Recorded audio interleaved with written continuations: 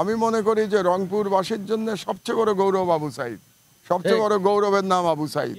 এবং এই সরকারের কাছে আমি আগেও দাবি করেছি, আজকে আবার নতুন করে দাবি করতে চাই যে অতি সত্বর যমুনা সেতুর নাম পরিবর্তন করে এটাকে শহীদ আবু সাইদ সেতু নামকরণ করা হবে।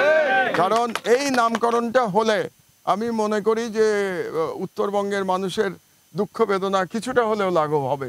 কারণ যে মুহূর্তে আপনি এই সেতু পার হবেন তখনই আপনার মনে পড়বে শহীদ আবু সাইদের সেই মহান শাহাদাতের কাহিনী, সেই মহান দৃশ্য, যে দৃশ্যে সে দুহাত প্রসারিত করে হাসিনার জল্লাদদের সামনে দাঁড়িয়ে আছে।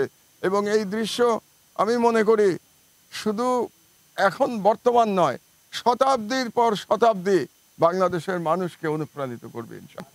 কারণ কোন যোগ্যতার ভিত্তিতে কে উপদেষ্টা হচ্ছেন এটা প্রফেসর ইউনূস সাহেব এবং ওনার যারা বুদ্ধিদাতারা আছেন তারাই ভালো বলতে পারবেন।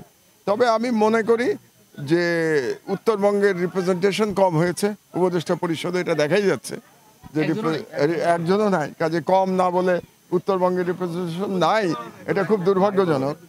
এবং আরও যেটা বলতে চাই যে সত্যিকার অর্থে যারা লড়াই করেছে শেখ হাসিনার ফ্যাসিবাদী রাষ্ট্র ব্যবস্থার বিরুদ্ধে তাদেরই তো প্রতিনিধিত্ব খুবই কম এই উপদেষ্টা পরিষদে। এবং যারা উপদেষ্টা আছেন তাদের মধ্যে অনেকেই বিগত সরকারের সময় তারা তো লড়াই করেন নাই, বরং অনেকে সেই সরকারের সুবিধাভোগীও ছিলেন এই উপদেষ্টা পরিষদে। এটা দুর্ভাগ্যজনক।